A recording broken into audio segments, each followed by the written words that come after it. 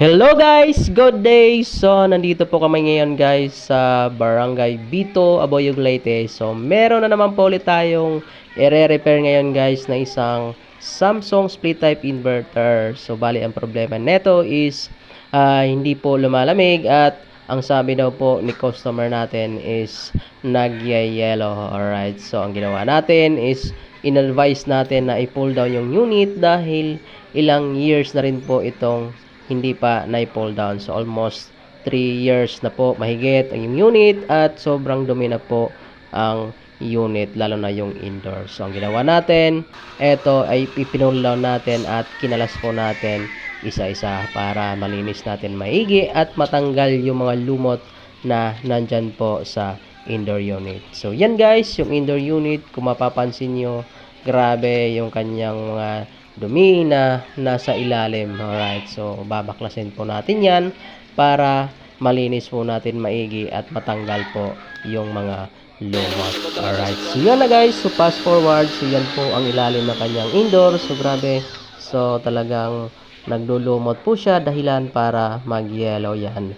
Alright, so yan po yung ginagawa natin guys sa mga unit, lalo na pag split type. So binabaklas po natin, lalo na hindi po siya nalilinis yung pinakailalim po. Yan po yung indoor unit. So nasa ilalim po kasi yung mga lumot yan at hindi po kayang abutin ng pressure washer. Kaya ina-advise natin na every 3 years na unit ay kailangan po may pull down po yan para malinis natin maigi at maiwasan po yung paghina ng kanyang lamig. Alright, so yan po yung kanyang indoor unit. So binaklas mo natin maigi at inisprayhan po natin ng chemical. So isa po yan sa tumutulong para mapabilis yung pagtanggal ng dumi at lumambot po yung dumi niya para pag once na i-pressure washer nyo natin ay mabilis po siyang matanggal.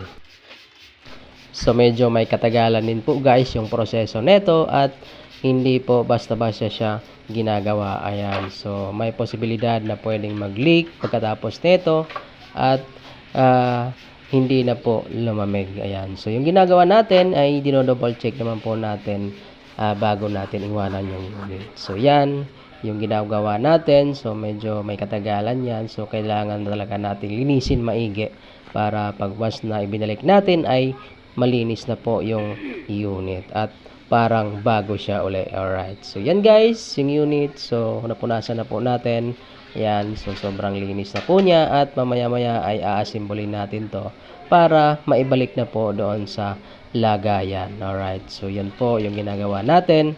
Ayan, pag naibalik na po yung indoor ay sisimulan naman po natin ibalik yung kanyang copper tube na pinagdugtungan para mabalutan na rin po. Ayun guys, yung pinagputulan natin ng copper tube, yung kanyang suction at saka discharge.